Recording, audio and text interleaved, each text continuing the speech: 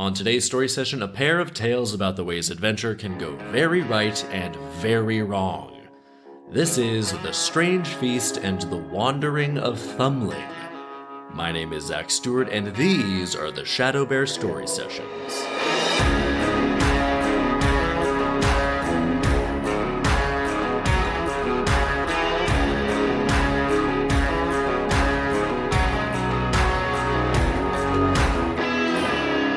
Welcome to the ShadowBear Story Sessions, the podcast about how brutally dark and totally insane folk tales and fairy tales used to be, which in my opinion just made them way better and way more entertaining. So I've got the most true to the original version of Grimmest fairy tales that I could find, and we're going through it front to back, story by story.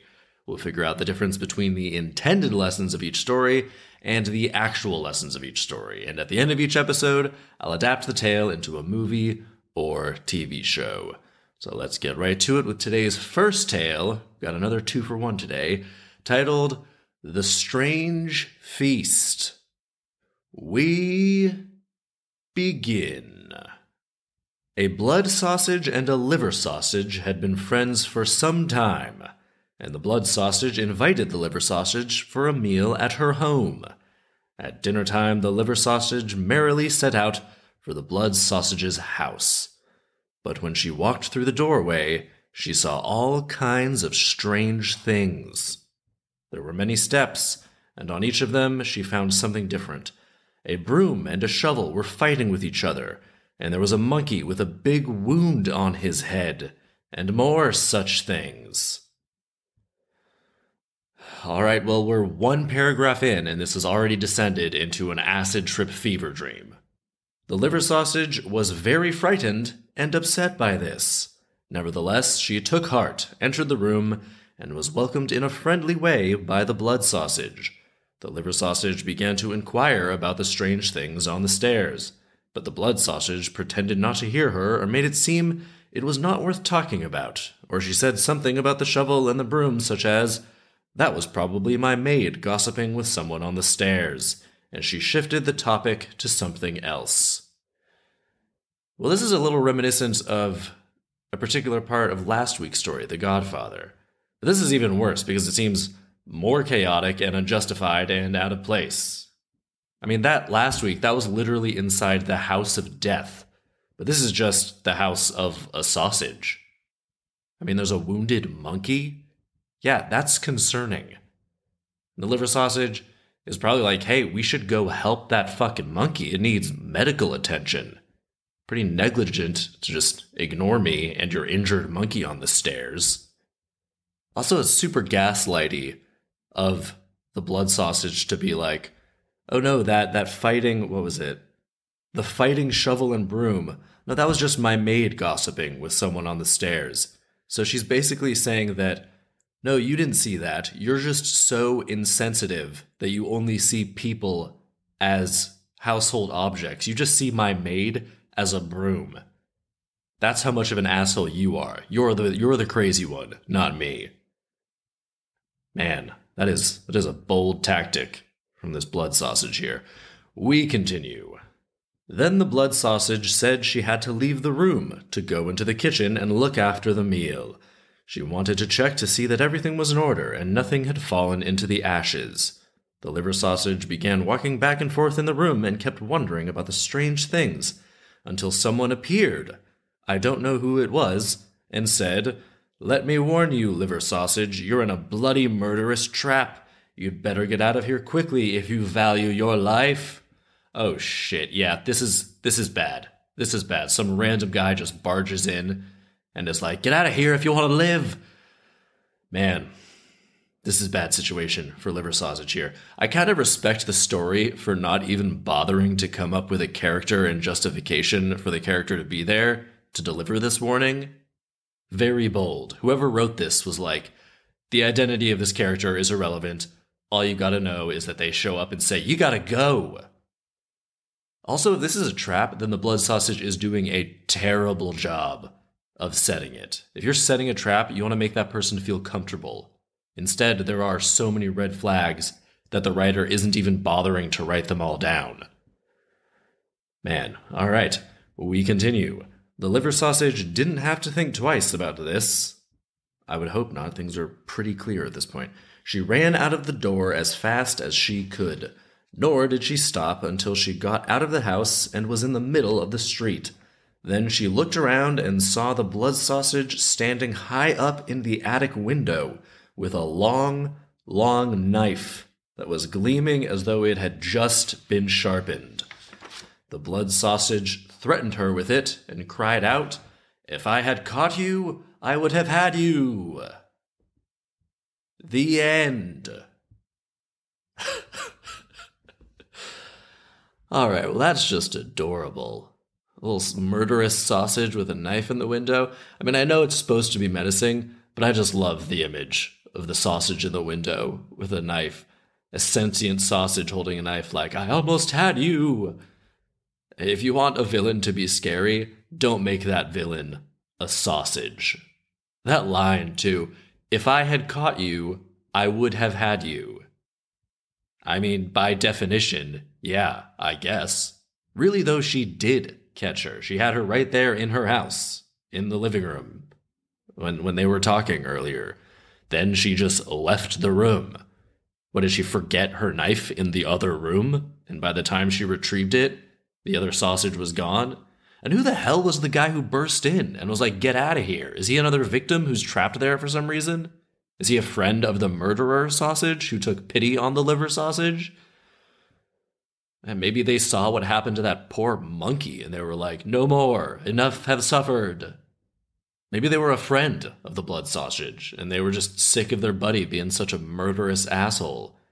I got a lot of questions surrounding that particular character, who they very pointedly made nameless.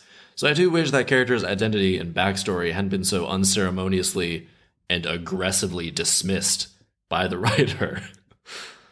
I mean, this really isn't a story that cares about logic consistency. It says that they're friends in the first sentence.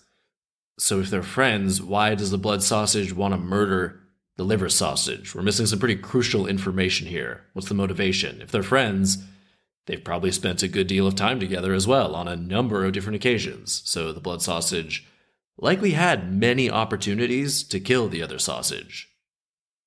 Okay, here's the entirety of the story. Someone gets invited to dinner by their friend. They show up and see a bunch of crazy violent shit in the house. The host says no, everything's fine, before stepping into a different room. A random person runs in, shouts, "They're gonna kill you," and then runs away. Our protagonist runs outside and sees their friend in the window with a knife, shouting, "I almost had you." The end. So, I don't know what the point here is. Maybe trust your gut? If you see some sketchy shit, like wounded monkeys and sentient fighting household objects, just trust your instincts and get out of there. Or maybe the lesson is like, life is crazy and don't trust anyone. This is one of those stories that's just there to freak kids out, it seems like. This is one of those tales parents tell kids just to be like, shit's dangerous and people want to kill you, so keep an eye out, all right? Have fun out there. Have a nice day. I definitely feel like my parents sometimes just wanted to freak me out like that, so I didn't get overly confident as a child and take too many chances. Not sure if it was the right move. That's definitely open for debate, but it's definitely that's something parents do. I'll bet that's how this story was written. Some kid hundreds of years ago was like, "Eric invited us over for dinner with his family. Can we go?" But the parent didn't want to go, so they just hastily made up this story and were like, "And so that's why we shouldn't go to dinner." I mean, it even sounds hastily thrown together with the way that one character shows up and the story literally says, "Don't know who that was. Don't know who this character is. Moving on." It's almost contemptuous of the reader, that line. Like, what, you gotta know who every character is? Fuck you, I don't remember. Lastly, why was it called The Strange Feast? Nobody did any feasting. The sausage was just invited over for, quote-unquote, a meal. Not only did they not even begin that meal, but there was zero attention paid to the meal itself. It should have just been the strange invitation, or the strange house, or the strange guest. That guy who ran in, the strange intruder. Something like that, I don't know. But man, I am a fan. Regardless, this nonsensical crazy shit, love it. Love this story. But that was such a quick story. I'm just going to move right on to the next story. We'll do an adaptation of this next one, which is titled The Wandering of Thumbling, the Tailor's Son. We begin. A tailor had a son who was small, not much larger than a thumb. Therefore he was called Thumbling. However, he was filled with courage and said to his father, "Father, I want to go out wandering." "Fine with me, my son," said the old man, and he took a darning needle and put a lump of sealing wax on it in the light. "Now you'll also have a dagger to take with you on your way." All right, I am already super into this. We've got a tiny little man with a tiny little needle sword ready to head out into the world looking for some adventure. And he does have to be real careful, though. I mean, at that size, you gotta be on the lookout for birds and shit. A seagull could murder this little guy in a heartbeat, needle dagger or not. Also, work out some human-sized transportation, because if he's walking, then it'll take a whole day just to get to the next street over. All right, we continue. The little tailor set out into the world, and his first work was with a master tailor. But the food wasn't good enough. "Mistress," Thumbling said to the master's wife, "if you don't give us better food, I'll take some chalk tomorrow and write 'Too many potatoes, too little meat' on the house door, and then I shall leave." So he's basically threatening her with a bad review written on their door. Firstly, that insult totally sounds like a euphemism, by the way. But even if he wrote that on the door, it would be in tiny letters at the very bottom of the door. Nobody would ever be able to see that, or even notice that, or let alone read it. And the wife could probably easily just wipe it off with a damp rag. No problem. You would think it would be pretty easy to satisfy the food needs of someone who's the size of a thumb. He's complaining about not enough meat? Just get a tiny scrap of something from the butcher, and there you go. That's a whole feast for little Thumbling here. We continue. "What do you want, you little grasshopper?" replied the wife, who became angry, grabbed a washcloth, and wanted to beat him with it. However, my little tailor crawled quickly under the thimble, looked out from beneath it, and stuck out his tongue. She picked up the thimble, but Thumbling hopped into a bunch of washcloths, and as the wife began separating the washcloths to search for him, he crawled into a crack in the table. "Hey, hey, my lady," he cried out, and raised his head from the crack. As soon as the tailor's wife tried to hit him, he jumped into the drawers until she finally caught him and chased him out of the house.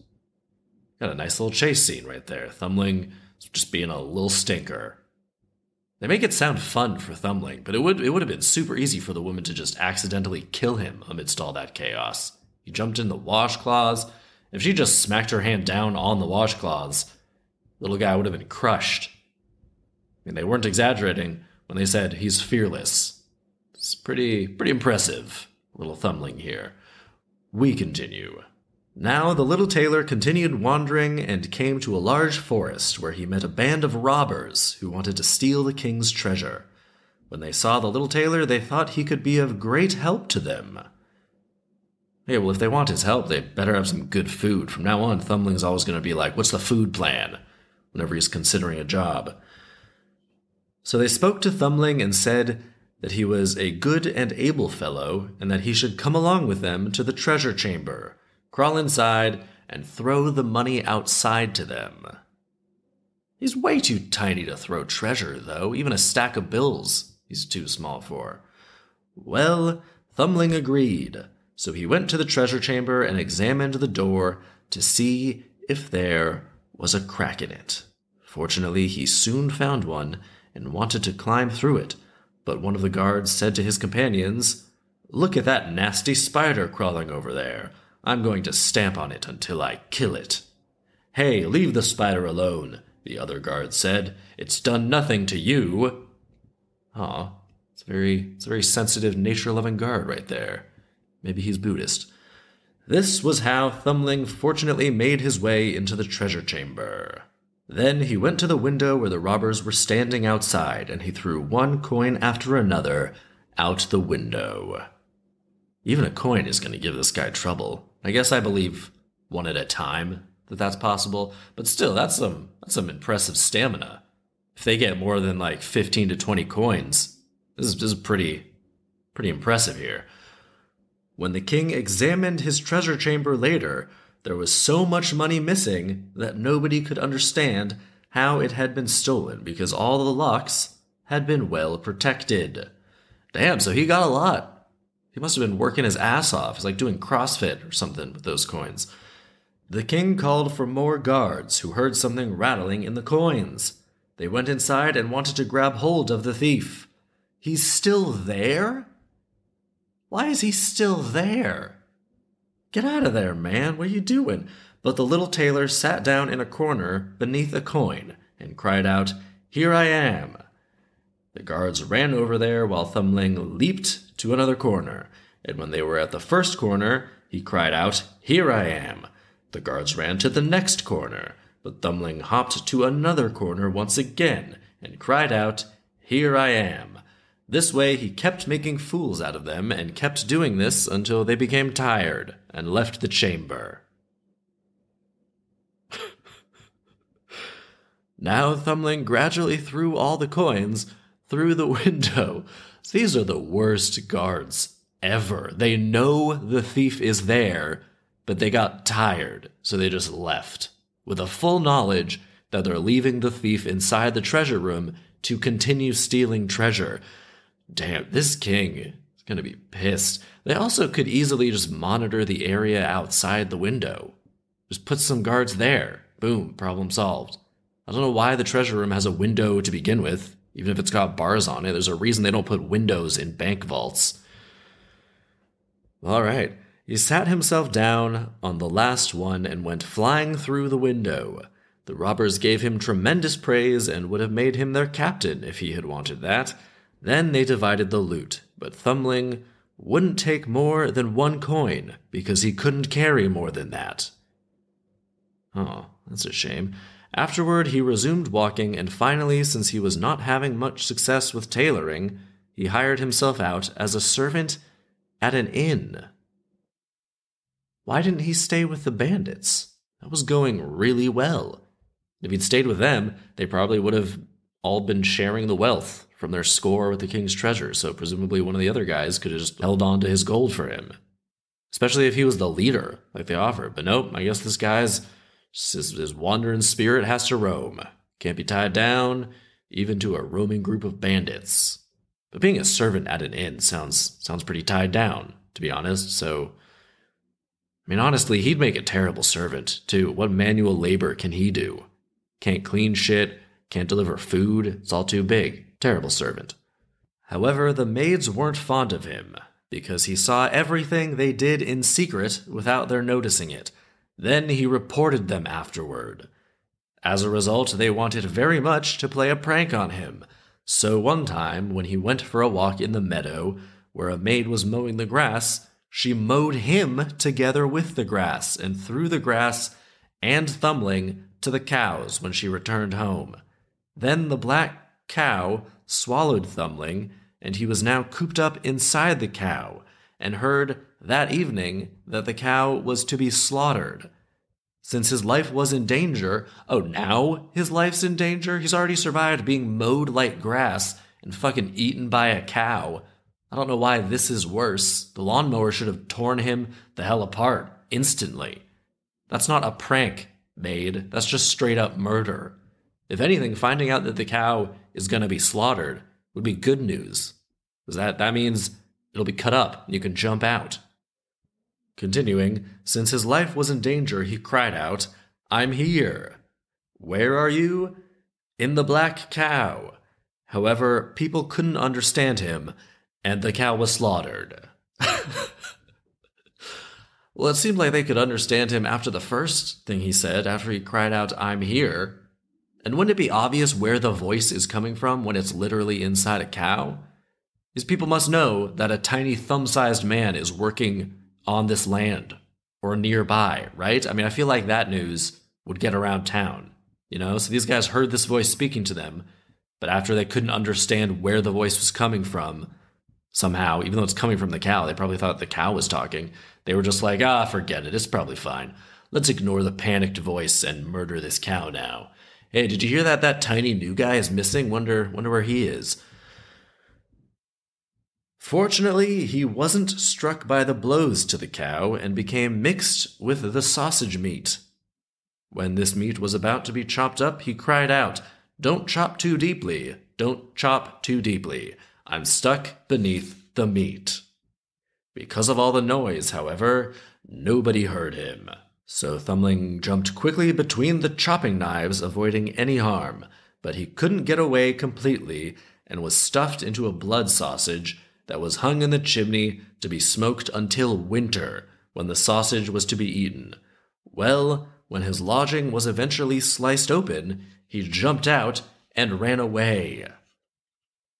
So he survived all the way until winter? And they say when his lodging was eventually sliced open. Is that, so they mean when the sausage was served to someone on a plate to eat? Because that would be terrifying. Someone cuts into a sausage and a little guy jumps out and runs away. I mean, I guess he probably survived by eating the sausage filling, right? But he definitely would have suffocated in a sausage casing. And he's got to do his business somewhere in there too, right? I mean, I don't want to be gross, but when that person sliced into that sausage, probably would have been a chaotic, disgusting mess. And then this little guy jumps out amidst all that filth and runs away. And someone was probably like, "Hey, it's that servant who disappeared months ago." I wonder how the maids felt. They definitely must have assumed they killed him. Sounds like they meant to be honest. That's not a prank. Running over a tiny man with a lawnmower and then feeding the grass to a cow, that's the plan for the perfect crime. Murdering the guy with a lawnmower and then getting rid of the evidence by having a cow eat the body with its grass. And then after they didn't hear anything from him for a long time, they definitely knew, or thought they killed him. We continue. Now the little tailor wandered again. However, a fox came across his path and snatched him. "Mr. Fox," Thumbling cried, "you've got me. Let me go." "All right," said the fox. "Since there's not very much of you, I'll let you go if you get your father to give me all the hens in the chicken yard." Damn, this is a clever fox. Knows what he's doing. So Thumbling swore that he'd do this, and the fox carried him to his home and was given all the hens in the chicken yard. Meanwhile, the little tailor brought his father the one coin that he had earned from all his wanderings. He's still got that coin? Managed to hold on to that thing through all of this?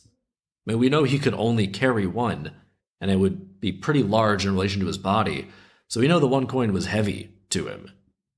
And he took that coin everywhere. It is damned impressive that he managed that. Nice of him to give it to his father, too. But why did the fox get all the poor little hens to eat? Thumbling asked. "Oh, you fool. A father certainly loves his child more than he does his hens." The end. Oh, that's actually a really sweet ending. I mean, the tailor definitely could have just killed the fox and kept his hens. It's just a fox. This is clearly a totally lawless, cutthroat society. But it's nice that he honored his son's promise and was clearly totally fine with it. So, boom.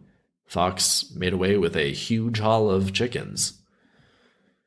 I actually really like this story. Thumbling goes out, has crazy adventures, gets a bit of money, comes back. Father is supportive of him leaving and also happy to have him back, and doesn't care about material things like the hens.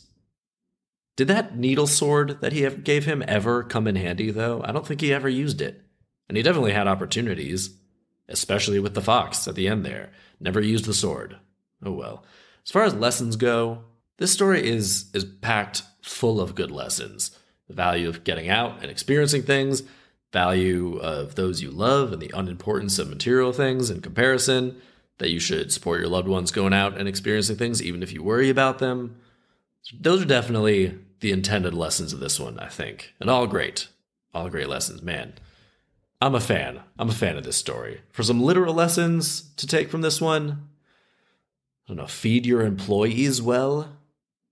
Thumbling got super pissed at that one job solely because the food wasn't good. I mean, I used to work on production sets, and it's shockingly true how much of an impact food has on the morale of a group of people.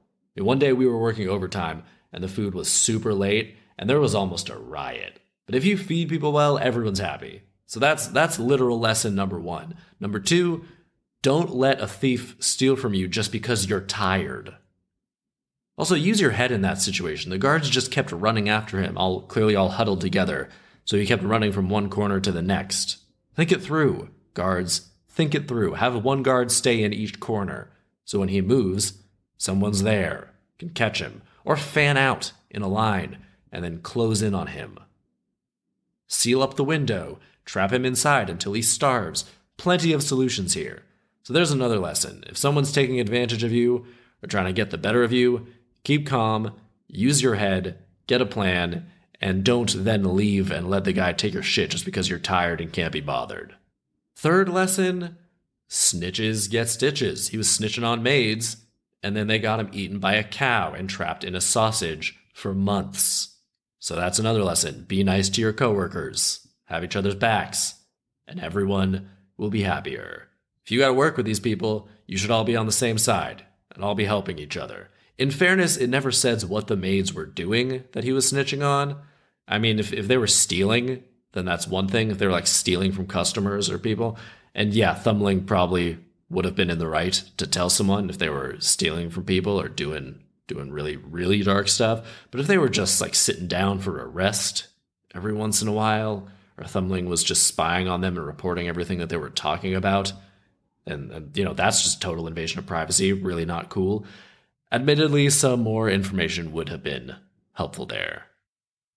But yeah, support your coworkers. Don't be ratting them out on stuff. Last lesson though, if you hear a random voice while about to butcher a cow or something, don't just ignore it and move on because you can't immediately make out the exact words. I mean, from the butcher's perspective, for all they knew, they just slaughtered a talking cow. The voice was coming from the cow, but it's a little muddled. So they're just like, screw it, let's kill it.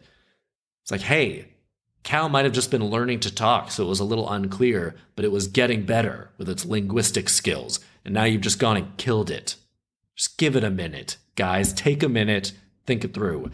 If something unexplained is happening, figure it out before moving forward. So those are the extra literal lessons I'm going to take here.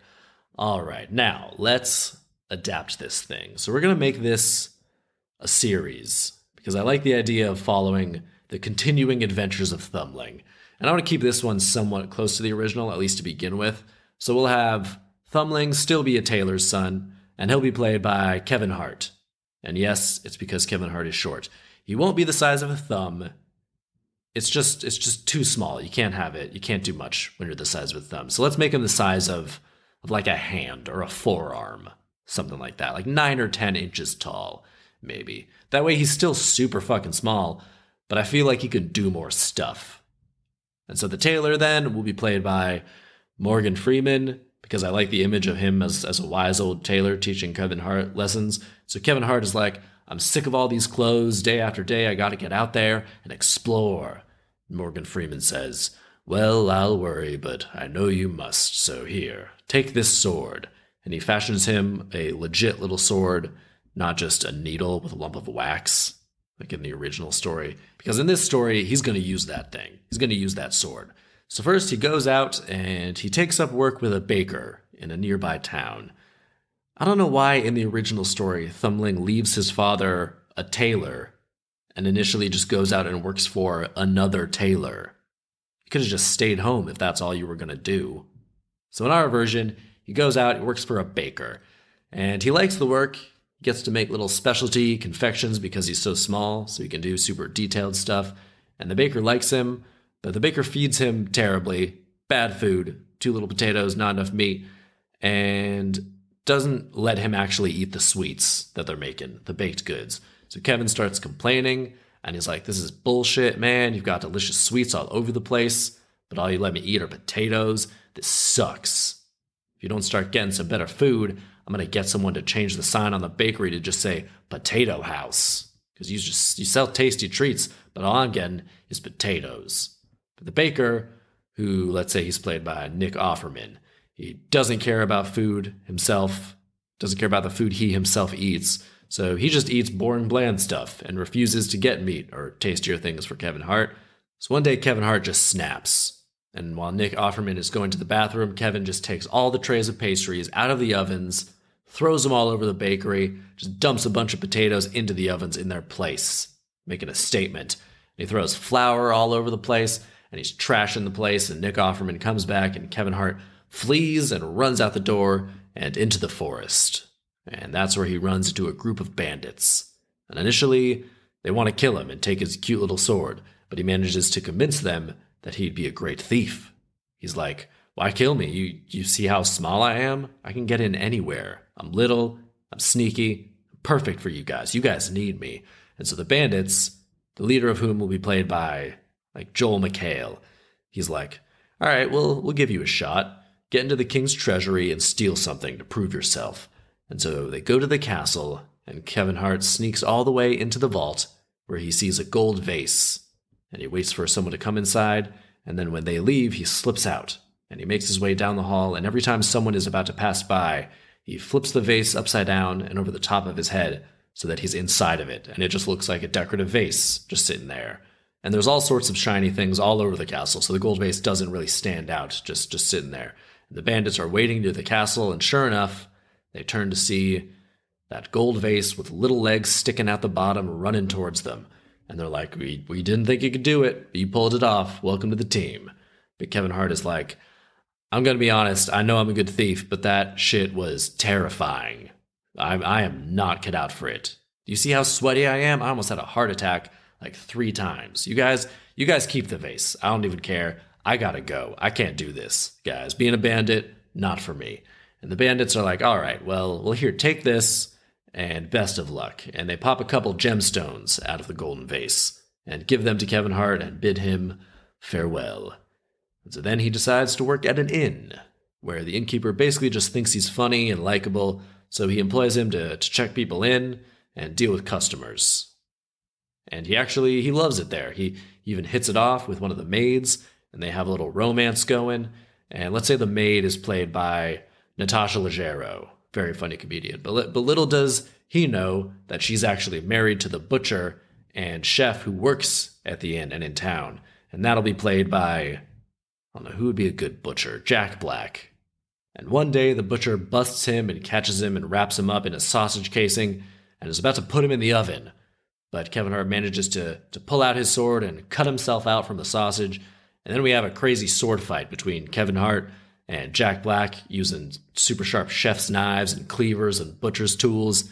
Kevin's jumping all over the kitchen as Jack Black throws knives and uses a knife as a sword to fight him. And finally, Natasha Leggero runs in and gets between them and slows down Jack Black just enough for Kevin Hart to run away. And Kevin's like, I'm just going to go home now. I miss my dad, Morgan Freeman. And so he's on his way when a fox comes out of nowhere and tries to attack him. But he manages to fight him off with a sword and escape. But the fox keeps stalking him for days. And finally, the fox attacks him again. And Kevin is like, listen, we don't need to fight. Just get me home and I'll give you a whole chicken. That's more meat than I've got on my whole body. And the fox is like, oh, all right, we'll hop on. And Kevin Hart hops on the fox's back and rides all the way home. And as they ride, they talk and strike up a friendship because they realize they're both wanderers just trying to do the best they can wherever they are. And when they arrive back home, Morgan Freeman happily welcomes him back and invites the fox to stay for supper and says, you could stay here. We've always got extra food for a friend. And the fox stays, and Kevin Hart and Morgan Freeman are reunited, and they live happily ever after. The end. And that will do it for this week's story session. Don't forget to rate, review, and subscribe. Come on back next week for a story titled Fitcher's Bird. Who is Fitcher? Why does he have a bird? What's so special about this bird? I'm sure you're just swimming in questions, so come on back next week and I'll throw you a life raft of answers. Is that metaphor a little over-elaborate? Yes, definitely. Anyway, that's all for me. My name is Zach Stewart, and these are the ShadowBear Story Sessions.